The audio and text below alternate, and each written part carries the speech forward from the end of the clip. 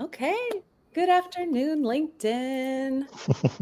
Thank you, everyone, for joining us today. Super excited to actually end. This ends our Q1, Q2 LinkedIn Live series, which was very much dreamt up as a, hey, here's our cool members who are doing amazing things all over the world. Let's talk about some relevant conversations. So super excited to be joined by two of our members who have put together an incredible collaboration they're going to talk about.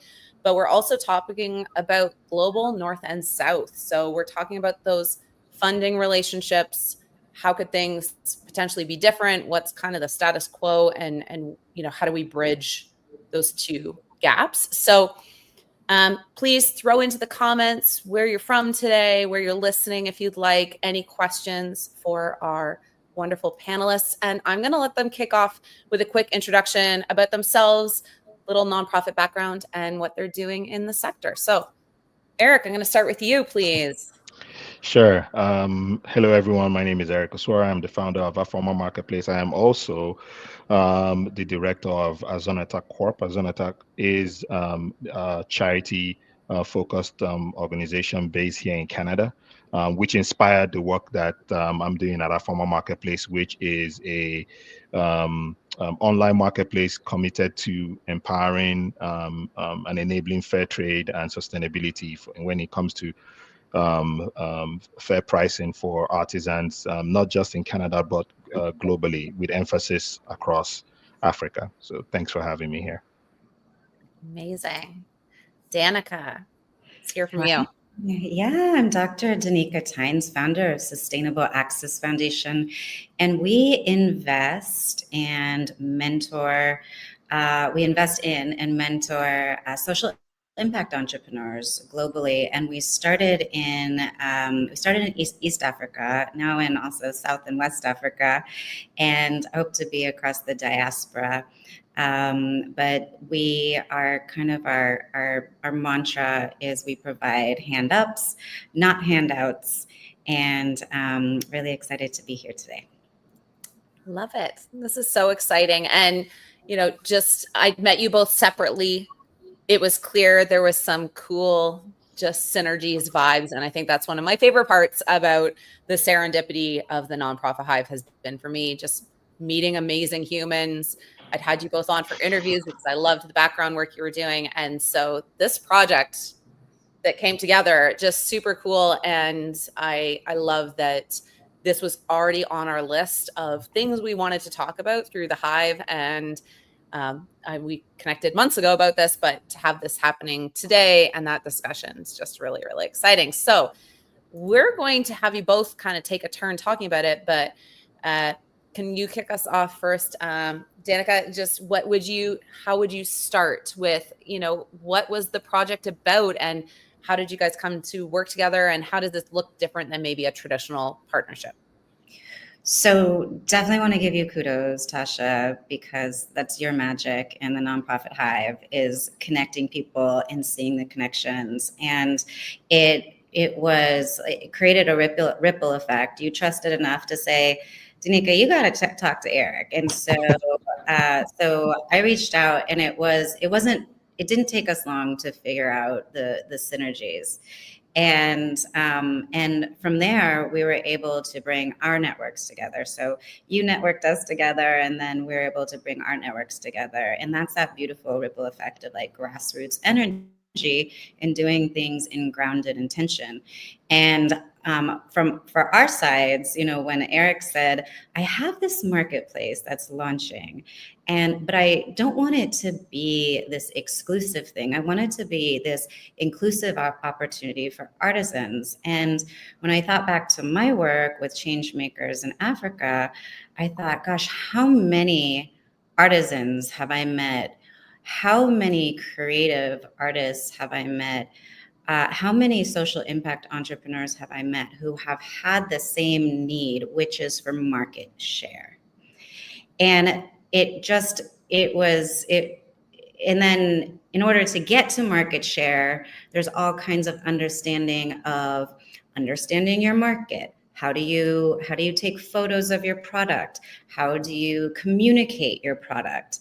And I thought, wouldn't that be nice if there was a program that could help facilitate getting on a marketplace like yours? And Eric said, well, as it turns out, that's something that I would really like to roll out, because I understand that we can't just roll out solutions. We also have to support the ability to have access to those solutions for people to actually benefit from, from their intention.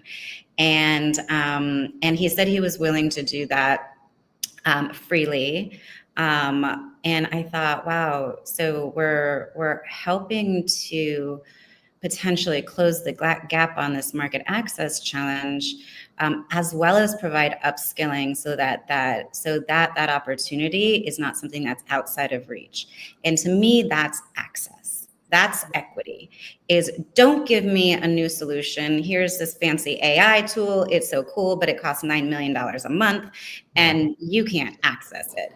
Like, that's not access. And so what I found in Eric was someone with a really bold vision. And I said, well, I have a bunch of change makers who are sitting here waiting for you. And so what if I ask them if they're interested? And if they are, could we maybe do a prototype of the accelerator program? And ended up, we got an overwhelming response. There was many more than we could actually take on to sign up. But then we were able to run the prototype and the accelerator program and get our lessons learned, and also engage in the challenge and what it really looks like to address it. So exciting. And Eric, from your side of this collaboration, what's it been like working with Danica, and how how does this look different than maybe other partnerships you've seen between funders and I think first of all, again, I agree with Danica. You have this way of bringing people together, and you just there's something about bringing people together. They talk, then you end up not the community, the connection or the synergy doesn't exist. But you've always done this thing of everybody you've connected me with always ends up resulting to something. Working with Danica has been fantastic. One of the things that I really enjoyed collaborating with her on this project is because she came from the perspective of being selfless. I will tell you that I have spoken to a number of people who wanted to collaborate with us and what Afoma is doing. But at the end of that conversation, they always say, what is in it for me? What do I get out of this? And immediately that question comes up, I just turn off. That's it for me. But in every single communication that I've had with Danica, it's always about the change makers. How do we impact their lives? And there's something she constantly reminds me of, because when we went through this accelerator program, there are certain concepts, and I'm sure, as we discuss more about the topic for today, I will tend to remember this. But there's processes or times when we go through this accelerator program, you tend to also forget that these are individuals in Africa. And the concept of what we think about what would work for us here doesn't necessarily work for them there, right? So we have to find ways to make sure that things, what we're saying, what we're doing, how we're going about impacting their lives is what they could practically take home with themselves, right? So that constant reminder and that constant support and that enablement is what that inspired me and said, look, this is someone that's genuine. This is someone that's true about what she's doing, and the collaboration between us was very seamless. I enjoyed every bit of it. When she engaged me, this was something I already had in mind. So when she told me this is what she was working on, I was like, look, I already have, this is exactly what I was thinking about doing. So it was very easy, seamless, and her heart is in the right place. And it just felt, it was just something very easy for us to do at the end of the day. I mean, first of all, you're both incredible. It's always easy to go, hey, you should meet so and so when it's the two of you. I'm always like talking about you anyway. But I think that there's something so relevant about putting yourself, you've got a great idea. Maybe you don't have the capacity in your nonprofit to help make that happen for your constituents, clients, people you serve. That doesn't mean there's not another amazing nonprofit out there that's doing great work that could be where you find this middle ground to serve each other. And that is frequently, it's a lot of talk about collaboration in nonprofit, but seeing it in action, it just doesn't seem to happen often enough. And I know it takes energy and conversations, and sometimes multiple conversations or months to get there. But I think the first step is just putting that out, to the world, right? There has to be a place to start. All right. I love this. So this seems like a perfect spot. Actually, I'm going to throw this back over to you first, Eric, but you already started to touch on this, how those traditional relationships and those dynamics, often of good intentions, can actually be very damaging when we talk about global North and South relationships.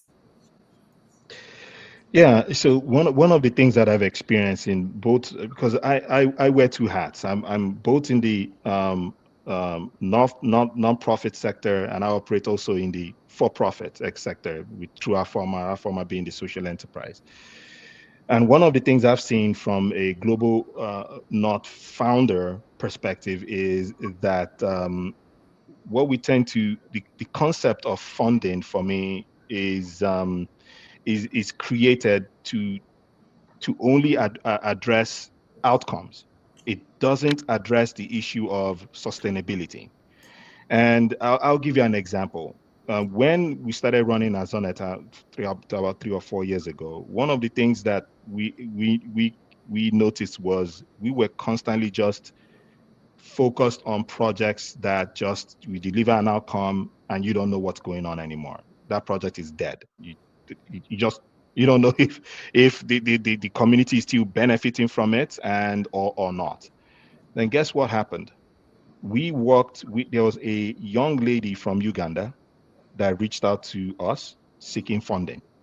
And she came up with a beautiful concept of sustainability.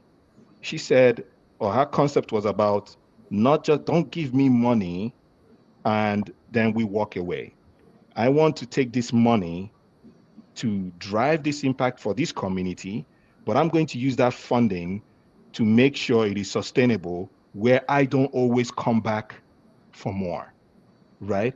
Instead, what I want from you is more of the mentorship and relationship and to continue to nurture these projects as we go by. And our concept was where, hey, there is this school in this rural part of Uganda. They don't have access to the children don't have access to meals. The children don't. Some of them can't afford to pay school fees and all whatnot. So her concept was fund us to build a farm. Give us money to buy the tools. Give us money to for the seeds and crops and all whatnot. And on harvest, what we're going to end up doing is sell to make money for the school, and from that same harvest, feed the kids. Until now, that project has continuously been running, right? Awesome. We have to move away from the concept of where when we come up with ideas as global not from the global not funding perspective, ideas and we always think that our ideas are always superior to everything else from what's happening in the global south. I think we now need to move away from that mindset that we need to look beyond the globe, look at the global south or these organizations out there that are in these regions as just, hey, go deliver this outcome or go do this or take our idea and go implement. We need to see them as partners. Yeah. That is the key. The minute we bring them as partners, we allow them to give us ideas because all we needed to do with that lady from Uganda was, okay, take this, go do what you need to do. And you need to report based on this. But what we did was we sat down and I said, give us your idea. That is the concept we started doing. The project that I'm currently working on again in Uganda is she came to me and said, I have these young kids going through trauma. and all whatnot. This is my concept of how I want to support these individuals. The minute you start to see them as partners, they come with ideas. You support those ideas. You ask the question about how sustainable will those ideas go around, or how the funding will go. And it ends up working out to, win-win for everybody. You are driving the impact, the community is benefiting at the end of the day. The project is sustainable for decades to come, right? So I think the minute we start to see things from that perspective, things would definitely change.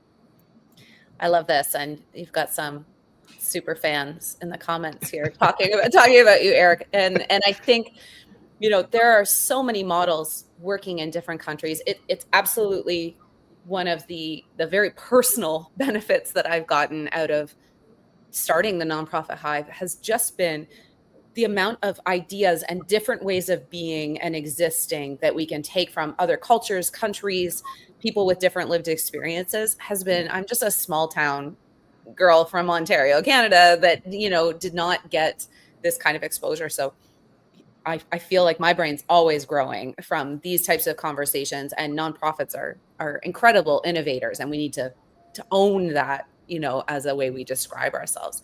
And Danica, like, how would you say, you've been funding and now you've got these different projects happening all over Africa. What's something that was, an interesting experience for you moving into this space? But I think, so let me first address the question about the most damaging dynamic. Yeah. I just want to say up front that I think the most damaging dynamic is the illusion of partnership. Mm. The global North funders often dictate the terms and turn Southern innovators into beggars rather than leaders. And even with those good intentions, that savior mindset perpetuates dependency. So things like short-term grants, one-time grants, even if it's a lot of money, what it does is it replaces long-term capacity building. Yeah, absolutely. And it stifles adaptation. And that expertise only flows one way. It says, we know more than you do, which is not at all the truth. So to me, the damaging dynamic that I think that we can correct today with a little bit of humility and thinking about things slightly differently is, like true solidarity. It necessitates a shift in power. So funding local institutions flexibly, compensating people for time spent on the bureaucracy that we make them go through in order to get funding in the first place, and then trusting those leaders in the global South as equals in strategy and not just implementers of a Northern agenda is what I would love to see.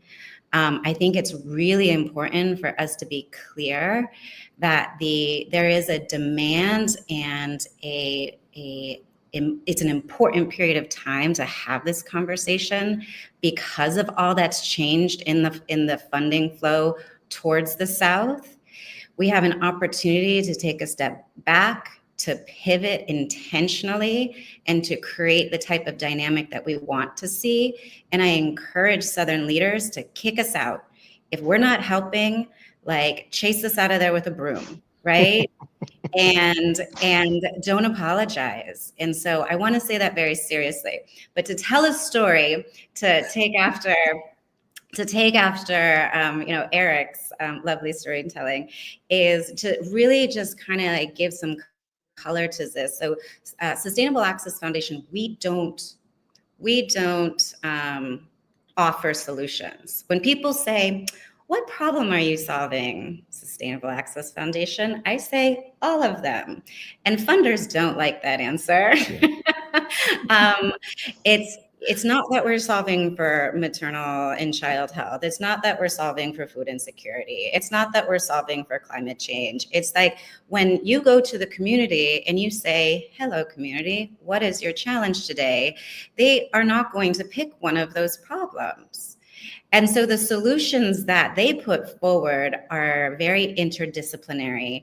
And so we tend to take the lead from them. And so like when I met my very first change maker partner in Uganda, I asked him, his name is Dennis. I said, Dennis, what is your access? And he said, space.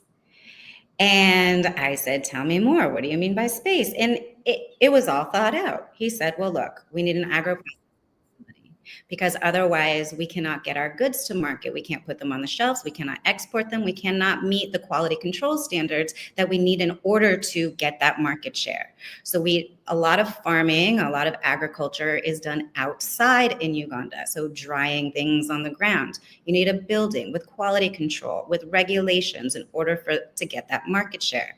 So he said, we need to buy the land. We need to build the building. We need to put our goods in there. And so from the time that we started this program to 1 year later, the entire community was different. After establishing that one agro-processing facility, all of the kids were now in school. Everybody had a job if they wanted one. And the community is thriving. And it was with less than 15,000 US dollars. And the entire community was impacted off of one agro-processing facility. But we bought the land. We paid for their time to do this. We built the building. Do you know how many funders would say, we don't do infrastructure. We don't pay for people's time. We don't do capacity building. We only pay for projects. And so is that truly partnership? If we're not being responsive to what the community leaders know that they need for their communities to thrive, then we're not being real partners. And what it took us to get there was having a meal together, sitting with the community and listening to their vision for the future. Yeah. And there's just very few people who want to take the time to do that. They'd rather write a check and then check their corporate social responsibility box and say, this is the impact we have done. I make a big deal, like it's on our social media. It's like, we didn't do anything. We were just the support team. And I think let's stop checking our boxes and claiming the wins of the change makers who are doing the work. And so I think just humility and real partnership is where things can see a real shift. I love that. So great. The other thing I would say is the focus in on the people doing the work is so powerful. And it's something that across nonprofit, wherever we're talking about, I don't see a lot of stories on the people who are, creating some of these amazing visions. And sometimes it's internal teams. One person had a great idea, give that person giving a win. I love to be able to go, this wasn't my idea, but man, this person gave me the best marketing message I've ever had. And I'm going to put their name on it because it's so much more powerful. Right. And it's it's not, when we really think about it, is it that big a shift? Really, truly, to do it that way? Not really, right? And I think it actually may help with the social proof nonprofit needs to gain trust in the wider world of donors and what that looks like. So, man, you guys are there. Well, first of all, I'm going to say right now, I'm going to be lucky if we get through the questions we have for these two guys because they're crushing this. Danica, I think this kind of moves perfectly into this long-term autonomy question because you already started to answer some of it, but what is it actually going to take to give long-term autonomy? Do you have some things that you would recommend as you've started to fund some of these projects? Some quick takeaways. I can see deep listening being on that list. What are the other recommendations you give to funders? Yeah, I think if we can shift into more multi-year unrestricted funding, so not forcing teams to just, beg for whatever they can get, but investing in institutional strength, like capacity building, salary, systems, leadership, not just like project deliverables, is actually truly invest. We were talking about this a little bit earlier, is like if you think about contextually in Silicon Valley, it's not unheard of for a startup organization with a good idea to get $300 million just to get out the gate and learn if this idea will land or not. People are willing to take that risk. So what's different if there's a community-led idea? Why would we go and say, take this one-time funding and good luck, go forward and conquer? I have not yet had an experience with any change maker who only asks me for funding. Never. They want to know, what is the wisdom that you can share on how I can apply this funding so it is sustainable for me and my community. They want to know, I don't have the business background that you have. Can you help coach me as I get through different levels of maturity in my organization? Because it's really easy to start a business. It's really, really hard to keep the doors open and keep it going. And as you evolve and as you mature in your organization, is like I need mentors. I'm in a accelerator program myself right now, because we're always learning. I think another one is I think, and I mentioned it before, but like letting go of ego and like, why do we have to bring our solutions and peddle our solutions from the North in the South? I don't know where that necessarily comes from. The only thing I can think of is ego. But sustainability is not an outcome. It's something that we want to see for ourselves, and so there is this power transfer in seeing sustainability a little differently. Like, drop the narrative that, oh, we're doing so great here in the global North, which arguably, are we? Like, are we really? And Good question. arguably. And if you had it to do over again, what would you change? And and I think now, I heard one the other day called "Ditch the Pitch." And so I think even in the global North, we're kind of over just having these pitch decks that promise these good things. We want to see what it is that we're actually getting for our investment. And so I think even our model in the global North is evolving. And so why are we trying to export something that doesn't necessarily work to other countries? So I would say those two things is don't get into the philanthropy game just for checking a box. Like, make it a multi-year commitment. And if you are in the philanthropy game, I just keep asking yourself why. Like, why am I doing this? Am I just doing this to feel good? That's an okay answer, but at least be clear with that. And then find partners who are clear with your intention. But let's drop the ego that we need to like brand our impact and we're bringing our narrative to your back door. But let's let the global South create their own narratives, and let's support them in their ability to do that.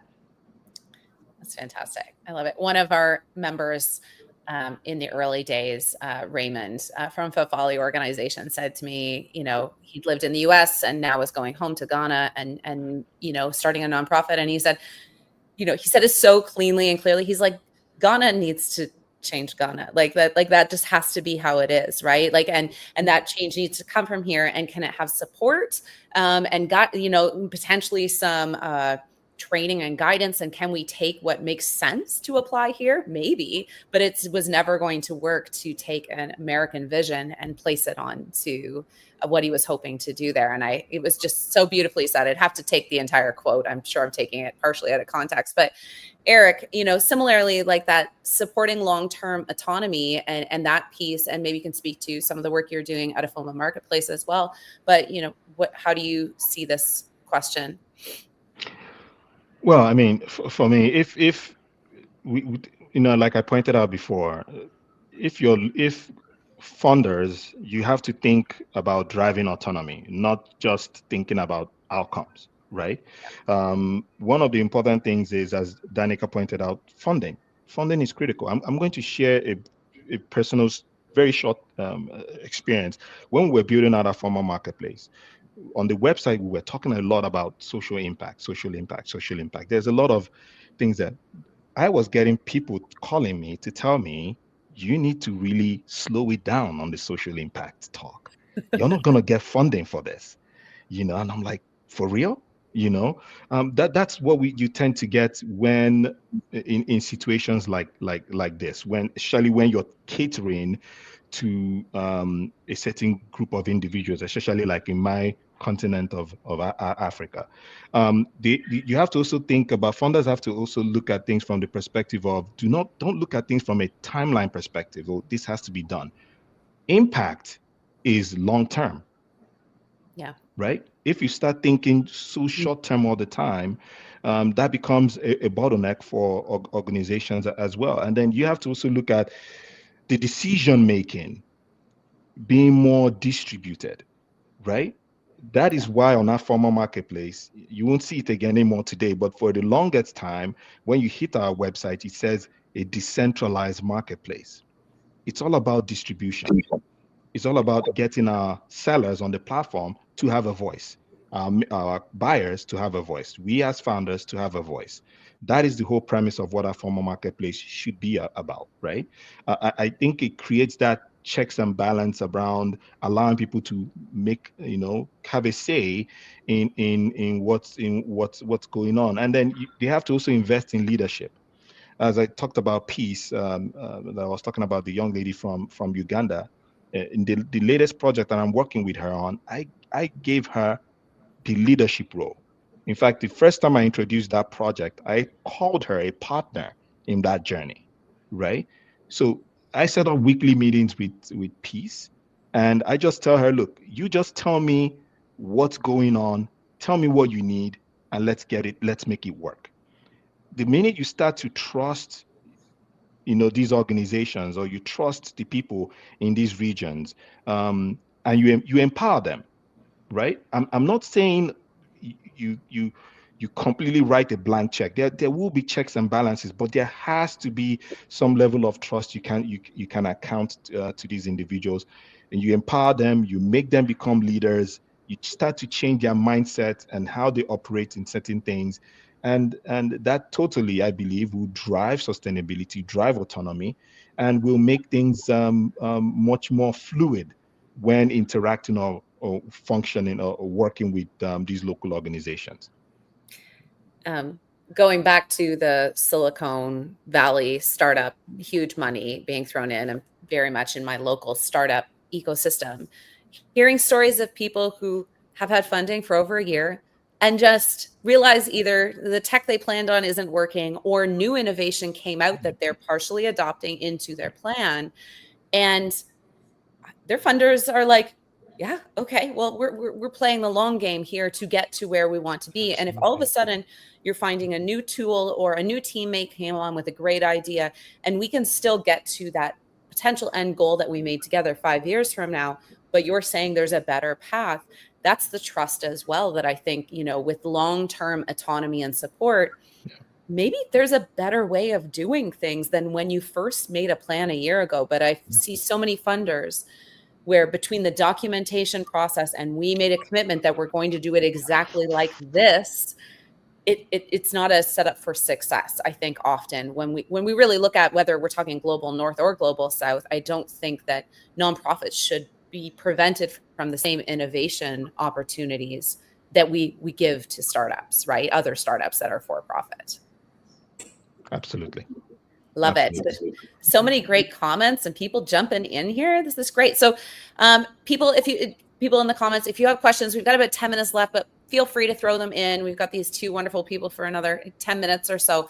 And the last question, this is the shift that you've seen, as you've started to do this. You guys have both shared some beautiful stories. Feel free to throw another one in here. When the power shifts aren't just symbolic, but they're happening in real time, what does that look like? And Eric, I'm going to put this back to you quick. Yeah, very quickly. For me, what I want to see is direct funding going to impact related projects or initiatives. it's very important. Intermediaries are cut off from that aspect. And this thing of this documentation thing, it's frustrating. I've been down that road. It is frustrating. But I'm not saying there shouldn't be checks and balances. It's important for these things to be there, but you want to make the experience seamless. You want to make the experience fluid. You want to make sure that the overall vision is not to create bottlenecks, right? So I think having a direct link to these organizations, giving them direct funding, and making sure that the funding that you're doing or you're providing is it's spread out to communities, drive a much larger impact at the end of the day. That is going to be key. Redistributing power, allowing people to voice, give their opinions, give their thoughts, give their provide metrics to what they determine to be success. For me, I'm here in Canada. Someone in Uganda, what they determine to be a metric for success might not be my metric for success. So you have to be able to be flexible, to listen, to be humble, to accept, to collaborate at the end of the day, right? There was a project that someone wanted to collaborate with me in Nigeria. It was about funding a program called, running a best students in one local government area. I said no. Yes, I was going to fund that, but I said no. And I will tell you why. Because the voice that you're providing for me, you're not providing the voice of millions or hundreds of other kids. You're providing the voice of one child, right? So when they're saying, oh, I said, okay, what is the level of impact here? Oh, we're going to give 1 million naira to the students. We're going to give them a laptop. They're going to put their face on a billboard. And I said, 1 million naira? You've got hundreds of other kids who have no school fees that they can afford to pay. They're coming to school in tattered clothing. What impact is that going to create? So that's why I said checks and balances are important, but also giving them a voice. And when I mean voice, I'm talking about direct voice coming, whether it's from the organization that's requesting that funding, but you also want to know what is the voice of the beneficiaries of what's going on there, right? There has to be ways you can always figure that out, either through feedback once this funding is going and you're hearing the feedback from the community.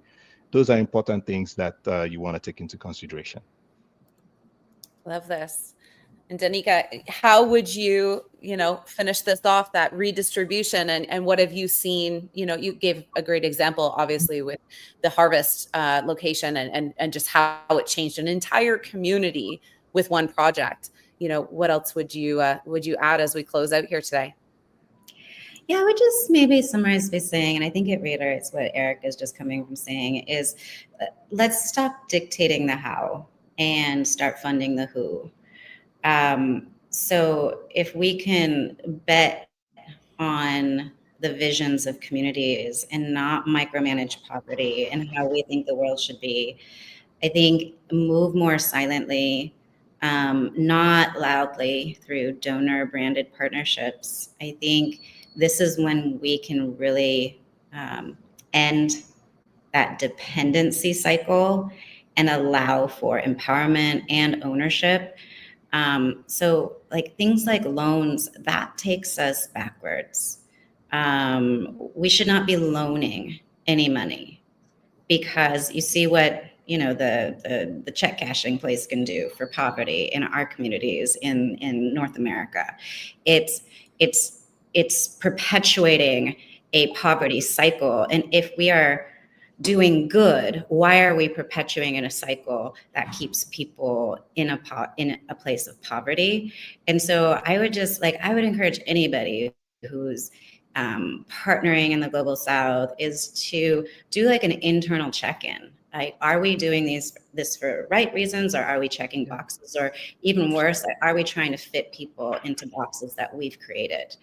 And I would just maybe end with a change maker who came through the program that Eric and I did. And I can almost cry, just not for any other reason, but for joy for him. Like the joy for him was his learning. I mean, he showed up at class ready. He had people in the background. He had people listening because he only had one seat. He was recording. This young man was in a gang when he was coming up in the ghetto in Uganda. And he self-admittedly used to steal from others and harm others in order to survive.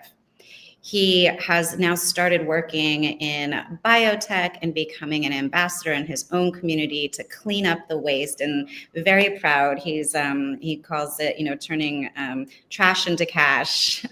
Yeah. And so he now lives in a house made 100% of recycled materials that he made with his own hands. And the product that he wants to put on a FOMO marketplace are his own glasswares that he makes out of other people's trash. And so he's taught himself how to produce this. So when you have nothing, what do? You get really, really creative. But of the students who were participating in the program, this one was so hungry and so ready for any knowledge. We didn't give him any funding, but the gratitude and what he can do with the knowledge that Eric provided. Like, Eric was breaking down things like just profit margins that he hadn't learned before. And it was like this big aha.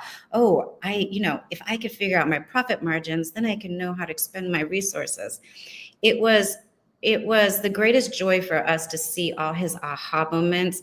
But more than that is that now he has more levers to support his community, because he ran right to the rest of the community and showed them everything that he learned. Yeah. And so it didn't take us much. It took us like an hour and a half a week or something to spend this time for 6 weeks. And the impact was so huge. And so we didn't just ship off some money. We actually sat and we listened to what the needs were in terms of closing the gap, so that these communities can help themselves. And it just went so far. And I would just say, like, I wake up every day with so much joy in my heart, and I wish that for everybody. Just to know that that we can just spending time is enough. Yeah. Oh my goodness, you guys. I echo my friend Chris Moses is in the comments going, I love the stories, I'm going to cry. And I just similarly, and I've said this before about getting involved in the nonprofit hive and jumping into nonprofit with both feet. Like, it is the best humans are out there, really, truly. But you have to, go at, like, you should look for them, right? Like, and they are there. And when anyone tells me, and social media is going to give you a whole bunch of negative stories, there are beautiful stories out there. They might not be as loud. That's sometimes the challenge, right, in finding them. But thank you guys so much for what you've shared. And I'm going to throw both of your names up on the screen again quick. Danica, first, Sustainable Access Foundation, how else can people find you and follow along with your journey or reach you? Yeah, find us on Instagram or LinkedIn. Sustainable Access Foundation is always our handle. Yeah. Awesome. Okay. And Eric, best way for touch. I'm all over the place. You can find me on LinkedIn. Just search my name, Eric Oswara. I'm on TikTok. I tend to do weekly posts documenting my journey as I've built a formal marketplace so that I can impact other founders in the social enterprise space to learn from my mistakes and benefit from not falling into the same traps that I encountered building a formal marketplace. I'm also on Instagram. I'm on Twitter or X. So just reach out to me at any time. Once you get to me on LinkedIn, you definitely connect with me. I'm pretty active there.